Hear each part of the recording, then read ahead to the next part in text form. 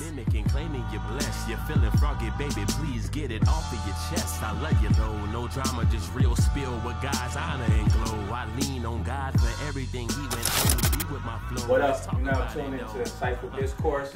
My man Russ Hall with me today. Yes, sir. This is episode 1. No doubt. How you feeling, bro? I'm feeling good, man, as always. For sure. You just flew in, right? Yeah, man. From where? Atlanta? Atlanta, Georgia. What you doing up here? I had to come through for the family one time, man, you know? I'm saying it like right, like I ain't from it. Like I can't come back. I had to check in. Now my boy had a wedding this weekend, man. Okay. Had to get with the family one time, It man. went smooth? Oh, great, man. That's good. It was great, man. So we're gonna get straight into it, man.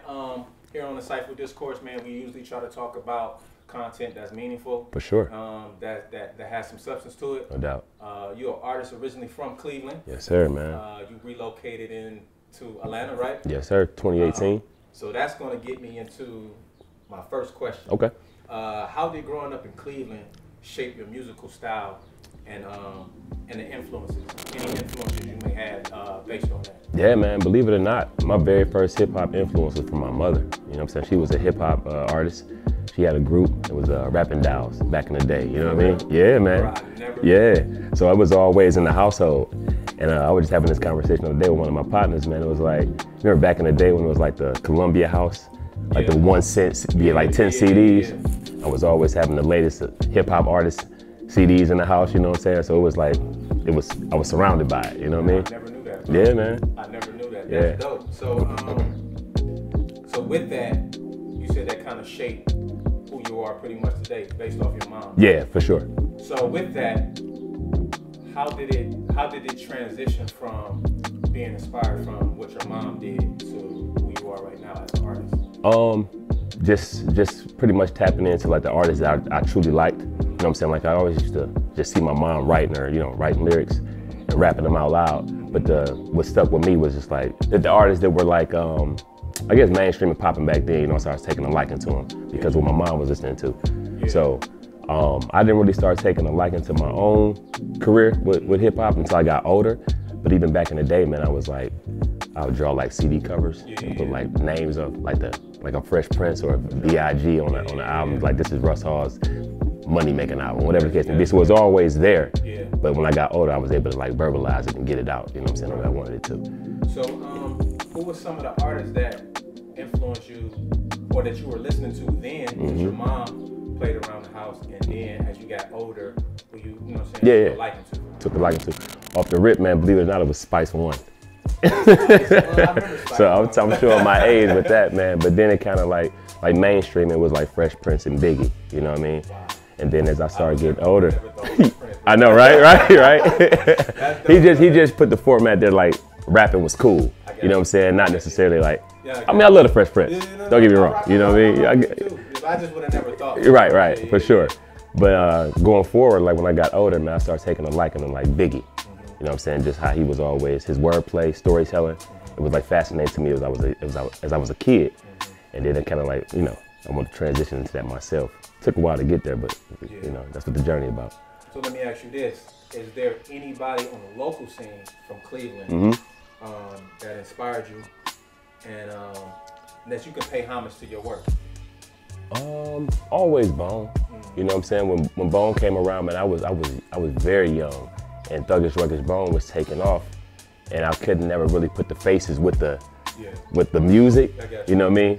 But like all the kids on the street was like, man, you ain't heard Bone, you ain't heard Bone. Right. And I started really getting into it. Then I heard like Eazy-E. I used to listen to him growing up. So when I saw that connection with you, I'm like, damn, Bone out here making moves, bro. You know what I'm saying? So you know, I mean, still to this day, I feel like they the biggest thing in Cleveland. And for sure. It's like no shade to MGK. No, not at all. I love MGK. At that time, Bone, they was like, you know, they was doing songs with everybody. Everybody. You know what I'm saying? I think at even one point, one of the songs they did a collab with, I think the song they had went Diamond, it might have been Mariah Carey. Oh man. I can't remember, but I know it was up there. Was that Breakdown? Maybe. Yeah. Maybe, man. So Bone, definitely, I can see that for okay. Sure, man. Yeah, for sure. So, with all that being said, you know, what prompted your decision to move to Atlanta to further your music career?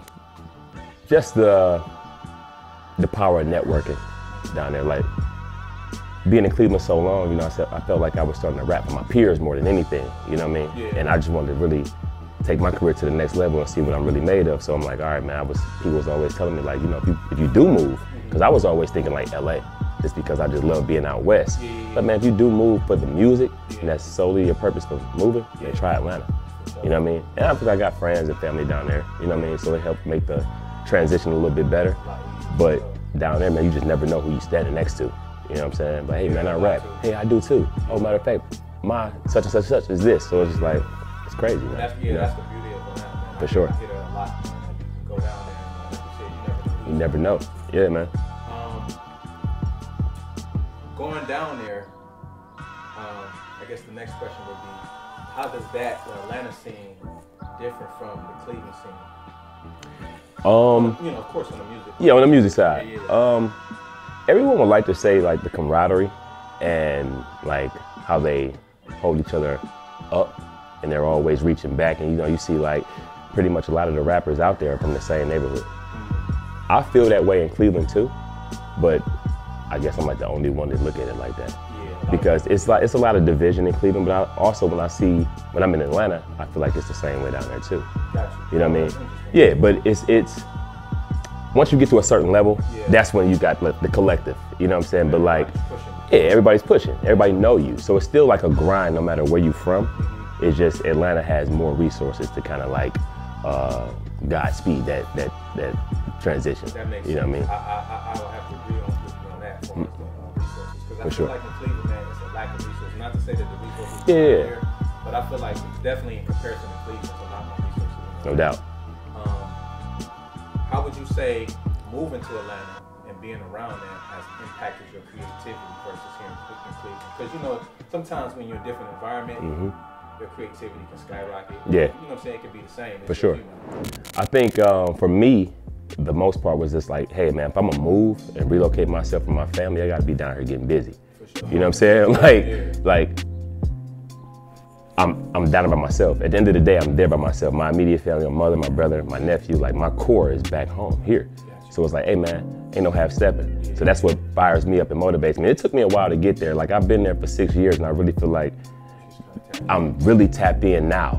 But I had to transition properly, you know what I'm saying? I didn't really jump out here like I should have, like, oh, go to Atlanta, it's just gonna happen overnight. No, it's not. You still gotta get acclimated to the atmosphere and know what you're doing and knowing how to move out here too, so. Yeah, everything is a building process. Regardless of what it is, You know what I'm saying? If you see it as a business, you gotta understand it's protocol, so you say in the next 2 years, 3 years, facts. I'm putting in the work Yep. and I'm gonna be here. No doubt. So even with music, like you said, sometimes people think they can just jump into it because Yeah. it's not as easy as It's like easy. writing rap, Yeah. going to the studio, recording, Yep. it's fun. But that's not necessarily always the case, man. That's facts. How do you feel your music evolved since you moved to Atlanta? Yes. Yeah? Yeah. How do you feel like it evolved? Do you feel like lyrically? Do you feel like you feel it's more like swaggy? Do you feel like you got a little bit of Atlanta sauce? You know what I'm saying? How do you? So, all of the above, all right? But to be honest, man, it's like Atlanta got me at this stage of my career. You know what I'm saying? So it's like, if I didn't take all the bits and pieces from before when I was in Cleveland, trying to find my sound, trying to find my niche, get with the right collaborative efforts or whatever the case may be, it's like they've reached me at a point where I know who I am, I know what type of artist I want to be, I know what type of music I want to make, I know the sound that I'm no longer looking for it. It's here. You know what I'm saying? So, I can hear it. Yeah, oh man, appreciate it, bro. I can you hear know? 1000%. Every time I hear that, but like, I mean, the last one you just did that you sent me, it was like a, a little snippet. Yeah. I'm trying to expedite it. Yeah. Everything a process, man, you know? Yeah, right. It's a process, so no, I feel it, man. My next question would be then, what experiences in Atlanta influence new tracks or lyrics? Have you had an experience that say, oh man, I'm about to write about this, or my lyrics is going to be more, sway this way or that way? Man, my very first month, I say my first month, I felt like I was about to be on the negative end of a situation with just being new to a city, and the individuals that I was working with, they didn't really take to that. Yeah. So I felt like I was about to get robbed. Like the first weekend I'm down there. I got you. First month I'm working, and I'm like, you know what? That allowed me to tap back into where I'm from, though. You know what I'm saying? Like, don't drop your guard because you think this is la la land and this shit gonna happen overnight. Sure, yeah. It's like, hey man, you still gotta stay on your pivot. You know what I'm saying? So I come from Cleveland. We wasn't always around it, but I'm no stranger to it. Sure. So when I ran into that situation, it kind of like needed to happen just so I can kind of tighten up and keep my head on the swivel and stay laser sharp focused with everything I got going on down there. Yeah. It's never sweet. It's never sweet, bro. Even if it is a place that's, Yeah. like, I feel like it's never sweet. You gotta Always keep your head on the swivel. For sure. What you think outside of that? What is the biggest challenge you faced since relocating? Being away from my family. Yeah.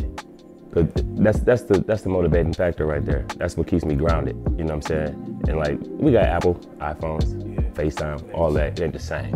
So when I come home, like even this trip, coming home and just being able to just regroup. There's some pros to that though. You know what I'm saying? Because I'm able to get recentered, realigned, and just go back out there and attack. So I think that's the toughest thing for me, man, just being away from my mom and my brother and my nephew for the most part, man. So,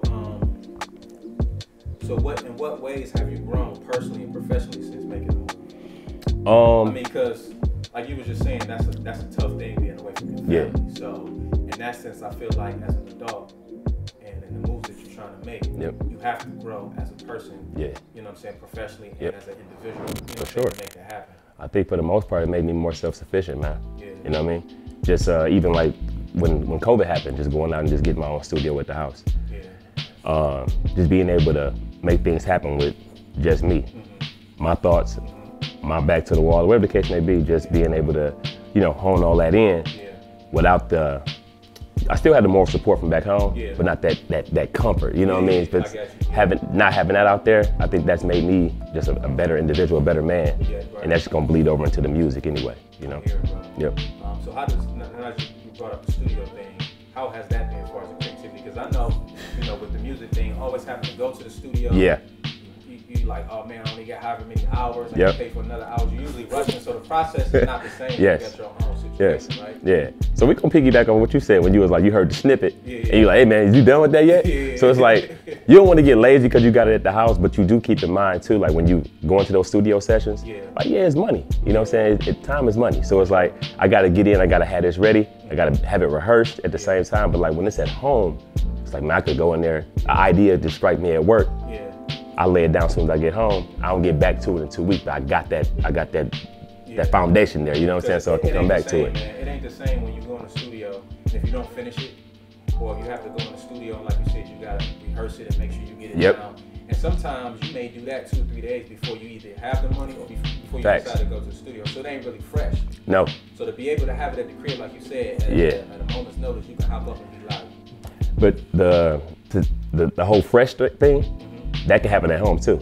Because you don't want to leave it stale for too long because you have it, you still want to get back into it while them juices is flowing. For sure. Pause if you need Right, for sure. No, I get it, man. Yeah. I always, I never had that feeling when I was making music to actually have my own studio at the house. To be able, just like on a drop of a dime, when I have an idea, to go ahead and do it. Because sometimes, man, the tone of your voice is different. Yes. The switches, it change. Yep. You can't find that tone. Yeah, man. Or, you know what I'm saying? It could have been. People don't know that, man. So everything goes into that. It could have been like you laid this verse down as soon as you woke up. I mean, obviously, I would hope you go in there, wash your face, brush your teeth, but you still got that, you know what I'm saying? So it's going to sound a little different. You coming in from a night of drinking, it may sound a little different. Anything, all that stuff plays a part into like the sound and like the cadence and the approach, man. So, yeah. So what upcoming projects are you most excited about? I mean, before I ask you that, I know you got a project out right now. Sincerely Yours 2, right? Yeah, Volume 2. Volume 2. How you feel about the project, man? You dropped it, when did it drop? February 16th, 216. Oh, you know what I mean? okay, I like it, hometown. No doubt. How you feel about it so far? Me personally, I think this is my best work, period.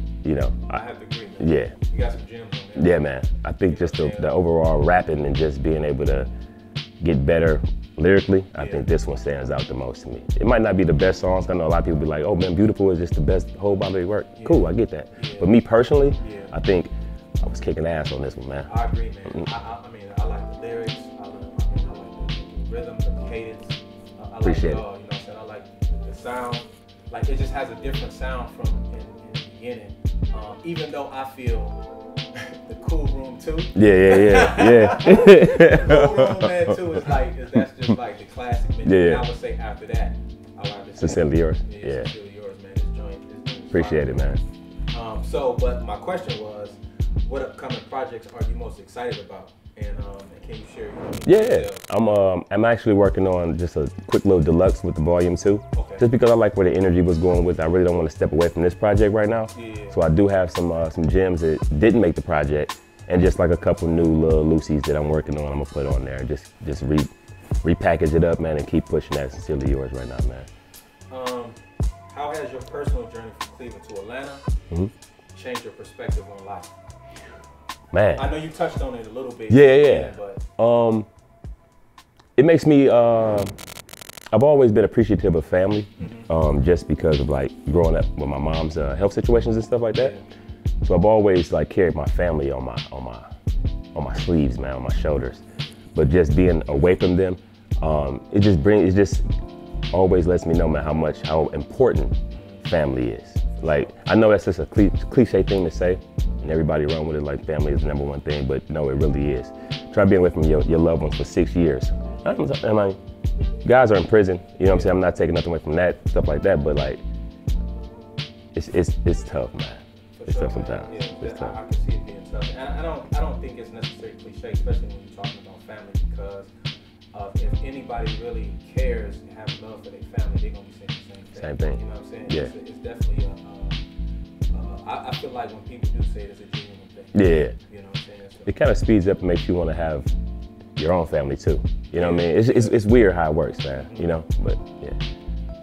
So, got a couple more questions here, man. How do you stay current with trends in the rap industry, even if you follow any trends in the rap industry? I'm not saying that you do.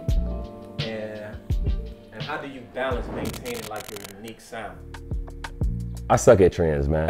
You know what I'm saying? Like, hey, you gotta be real with yourself, man. I think I'm good with what I do. I've tried some trendy records before, and I don't like them. I'm not gonna say the ones I dislike because they may have everybody like looking like, oh man, yeah, I don't like it either. You know what I'm saying? But yeah, I don't think I do well with trends. But to stay like in my bag, I guess I could say. I pay attention to what's going on around me. You know what I'm saying? I hear the cadences of music. Like, I'm never gonna like just totally snatch something or bite something, but you'll add little nuances to your flow to kind of switch things up. You'll breathe a little bit on the beat. You'll have different type of tempos in the beats, change the BPMs up a little bit sometimes. Outside of that, man, I just try to stay solid to my sound. Yeah. Ways to kind of implement exactly. That's still true to who you are. Exactly. For sure. Yep. That's the best way to be, man. So that way you can stay relevant. Yep. You know what I'm saying? And people have a hope in here. Yeah, man. You know I've been rapping for a long time, brother. Right. I feel it, bro. Do you have any plans or any ways that you plan on giving back to communities that may have supported you throughout your career, whoever that may be?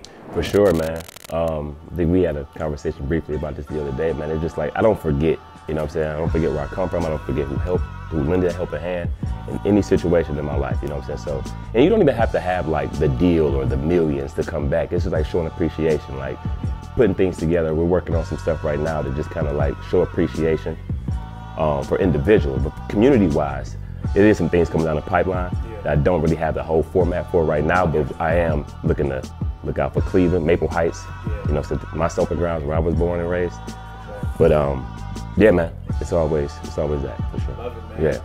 Appreciate you coming through. No doubt, man, You know anytime. what I'm saying? We're gonna do this again. Oh yeah, man, for sure. Episode 1, this is my guy. Hey man, number Russ Hall, one. man. Number one. You gotta check out his music. You can plug, you know what I'm saying? Yeah. All your links, your Okay. Instagram. For sure. You go ahead. Oh yeah, man, you guys can check me out anywhere, man, everywhere. On Instagram, I am Russ Hall. On Twitter, X, excuse me, it's Russ Hall _ and the music and the jams, man. It's wherever you get your music, I'm there to give it to you, man. Go get it, man. I'm there to give it to you. No doubt, man. It's imperative that we don't let them paint the narrative. Cut off my therapist just to write my raps in Arabic. The last year of my life, I can't get back, that's why I ain't sparing shit. I'm living the way it's meant to be. I let niggas breathe, don't shit on me, the upperclassmen. Inside of a plastic room, I lean on your trophy.